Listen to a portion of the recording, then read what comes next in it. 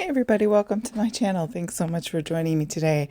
Today I'm combining a few paintings that I've done recently in my Strathmore tone tan not watercolor, but journal. And I love this thing. I love this paper. It's great for oil pastels, acrylic, gouache, anything that doesn't take a ton of water, so I probably wouldn't do watercolor in it, but color pencils and all of those sorts of things. Maybe not markers. So markers and watercolor, not so much, but lots of other things you can do in here. So this first one, it shows off white flowers really nicely. So I was trying to highlight that. And as you can see here, lots of fun colors with these Paul Rubens and Mungios. Here's a little example of all the different things I've been doing, having fun. And then on to the next painting, I wanted to bring in like a blue and white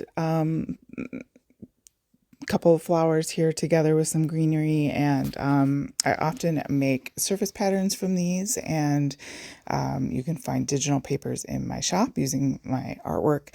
And also I sell these as clip art. I clean them up a little bit, and then you can use them in your own digital planners and things of that nature. So you can check out all those links below.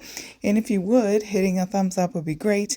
It does tell YouTube that, hey, people are interacting with this video. That's always a great support to an independent artist. Thank you so much for that. But using some colors, trying to get some variety here, and even a little color pencil, of course. And these are just fun to do. Check out this paper. It really is a joy to work on. And then here I've got my third. This is probably my favorite. Just kind of an easy stem with just some loose. My hand, I just kind of allowed it to just kind of go and trying not to overthink it. Using some, we've got fall coming here.